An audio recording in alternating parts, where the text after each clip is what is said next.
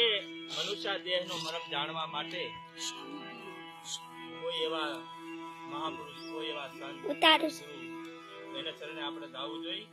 ત્યારે આપણને ખબર પડે કે આ મનુષ્ય દેહનો મરમ એટલે શું કહી રહ્યા છે. હા બાપા, ખાવું પીવું મોજ મજા કરવી એ એટલા પરથી નથી. મનુષ્ય દેહનો મરમ એ કહેવા માંગે છે, મરમ વસ્તુ એ છે કે હું કોણ છું, ક્યાંથી આવ્યો છું અને મારે ક્યાં જવાનું.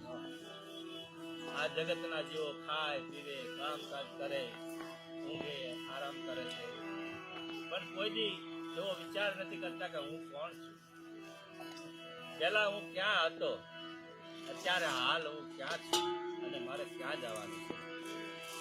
કારણ કે આ મૃત્યુ લોકનો એક નિયમ છે કે જન્મે છે અને મરવું પડે છે, મરે છે, જન્મે છે વારંવાર. પણ કોઈ એવા સાચા સદગુરુ મળી જાય અને એ ઘરની તમને ઓળખાણ કરાવે કે ભાઈ તું, તારું સ્વરૂપ આ છે, તું આ છો. કયા નગરીની અંદર જે બોલનારો છે કે તું પોતે છો પણ ક્યાં છો, એ આપ મેળે મળે એવો નથી. એની જયારે ઓળખાણ થાય એ પણ આપણને સદગુરુ ઓળખાણ કરાવતા હોય છે. તારું ભીતરનું સ્વરૂપ કેવું છે એ પણ સદગુરુ બતાવતા હોય છે. અને ત્યાર પછી તું પેલા ક્યાં હતો, ક્યાંથી આવ્યો છો, એ ઘરની પણ આપણને ઓળખાણ કરાવે છે. એટલે જ્યારે અંત વેળા આવે છે ત્યારે સદગુરુએ જો આપણને ઘર બતાવ્યું હોય અને એ ઘરે કઈ રીતે પહોંચવું, એની જે ક્રિયા છે, એનું જે ભજન છે એ તમને બતાવે છે. જ્યાં પહોંચવાની રીત બતાવે છે, જે એ રીત વડે તમે અંતે ત્યાં પહોંચી શકો છો. હવે એ વસ્તુ આ મનુષ્ય દેહથી જાણી શકાય એવી છે, પછી જાણી શકાય એવું નથી.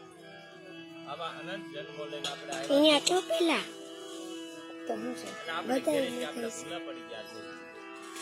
એટલે મનુષ્ય જન્મ સંતોએ કીધું છે 84 લાખ પાણીની અંદર ફરતા ફરતા પશુ પક્ષી માલ ઢોર બધું ખાવું પડે છે અને ત્યાર પછી મનુષ્ય જન્મ મળે છે. મનુષ્ય જન્મ એટલે મુક્તિનો દ્વાર છે. મુક્તિ પ્રાપ્ત કરવી તો એમાં જ થઈ શકે એવી જોગવાઈ છે. પણ એવા કોઈ અનુભવી, એ ઘરના માનવી, એ ઘરના ભોમિયા કોઈ સંત આપણને જો મળે તો એ માર્ગ આપણને બતાવે છે. એટલે મનુષ્ય બહુ મોંઘો છે. આ મનુષ્ય આ બધી જણાઈ કાપી નાખને હું તે કાપી નાખું નૈતિક કાદો રાખમાં ને ન દેખાતું કાદો રાખમાં એની એક ઝલક બળદેવદાસ બાપુ આપે આપણને માર્ગ બતાવે છે. સંતોની જે વાણી છે એ આપણને કંઈક કહી રહ્યા છે, આપણને કંઈક કહેવા માંગે છે. બળદેવદાસ બાપુ કહે છે તમારે ભવસાગર કરવું હોય તો સાથે સાથે પપ્પા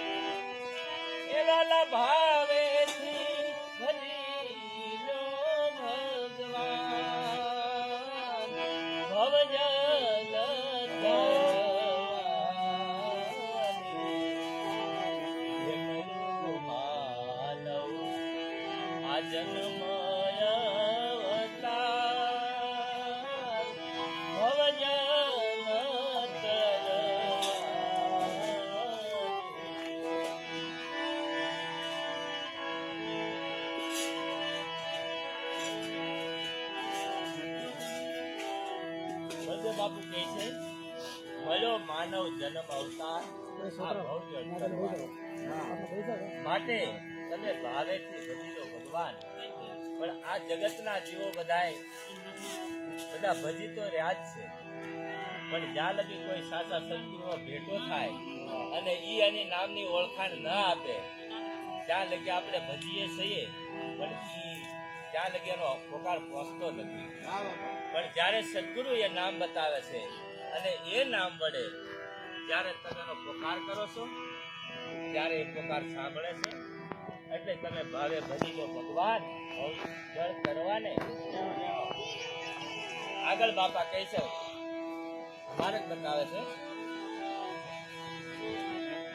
પ્રેમે પૂજો સતગુરુજી ના ભવજલ કરવા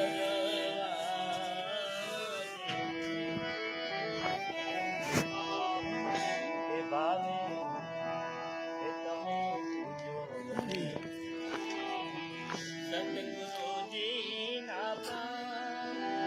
સદગુરુ શબ્દ જે વાપરવામાં આવ્યો છે, બધા ગુરુ નથી હોતા.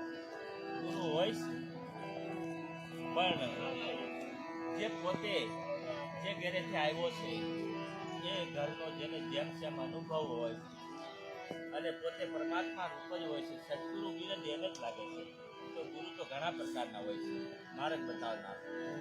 પણ વૈદ્ય બાપુ જે ગુણ ગાઈ રહ્યા છે એ સદગુરુના ગાય છે અને કહે છે, પ્રેમે પૂજો સતગુરુજી ના ભવજલ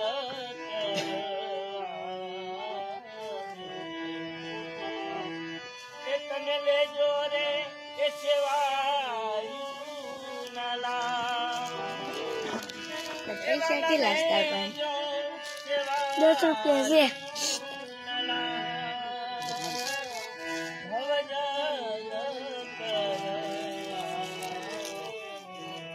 સદગુરુની સેવાથી આ તમારે જે ભક્તિ માર્ગ છે એ સરળ બને છે. સદગુરુ લીધા પછી કાપી નાખો. આપણે ક્યાં પછી કાપી નાખું. એમાં કઈ મેળ પડતો નથી. ના પડે, આમ કાપી નાખવાનું. એ જો કાપવાનું તને ખબર છે? કાપવાનું એટલે હું ખબર છે? સેવા કરવી એટલે સદગુરુ શેમાં રાજી છે કે સદગુરુના ખાલી શરણ દબાવવા એ સેવા નથી. સદગુરુને શું જરૂર છે એ શેમાં રાજી છે એને તમે રાજી કરો એટલે સદગુરુ. તો એને એમ લાગે કે આ મારા બધા આ મુદ્દાની મેન કરી છે. ઘણા સાધકો ગુરુ લે છે, આ ફાવતું નથી મને. દેખાય તો કેટલા છે. જે ગુરુની સેવા કરવી જોઈએ, જે ગુરુને રાજી કરવા જોઈએ. કોના જજે જોતો આગળ જતા એના માર્ગ ઓલા આટલા